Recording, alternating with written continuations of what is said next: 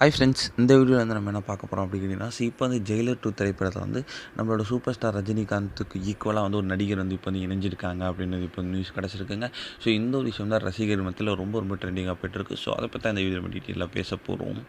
இப்போ வந்து super star Rajinikanth நடிப்பில் அடுத்ததாக வந்து திரைக்கு வர ஒரு பெரிய படம்னா கூலி அப்படின்னு சொல்லலாம். ஸோ அந்த திரைப்படத்தை லோகேஷ் கனகராஜ் இயக்குறாங்க. ஸோ இந்த திரைப்படத்தை படப்பிடிப்பு கிட்டத்தட்ட இறுதி கட்டத்தை நோக்கி வந்துட்டுருக்கு. கூலி படத்தை தொடர்ந்து நம்ம சூப்பர் ஸ்டார் ரஜினிகாந்த் வந்து நெல்சன் திலீப்குமார் இயக்கத்தில் ஜெயிலர் 2 திரைப்படத்தில் நடிக்க போகிறாங்க.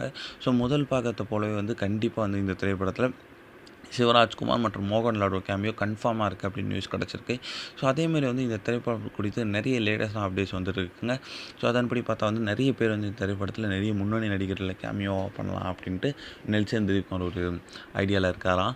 இப்போ வந்து அந்த ஒரு வகையில் வந்து இப்போ வந்து தெலுங்கு சினிமாவோட முன்னணி நடிகரான நாகார்ஜுனா வந்து ஜெயிலர் திரைப்படத்தில் ஒரு முக்கிய கதாபாத்திரத்தை நடிக்கிறார் அப்படின்னு சொல்லலாம். இப்போ தான் வந்து நாகார்ஜுனா வந்து நம்மளோட சூப்பர் ஸ்டார் ரஜினிகாந்த் கூலி திரைப்படத்தில் நடிச்சிருக்காரு. அதனை தொடர்ந்து அப்படியே ஜெயிலர் 2லையும் வராங்க அப்படின்னு நியூஸ் கிடச்சிருக்கு. சப்போஸ் வந்து இந்த விஷயம் நடந்தால் ரொம்ப ட்ரெண்டிங்காக இருக்கும் அப்படின்றதால எந்த ஒரு சந்தேகமே இல்லை.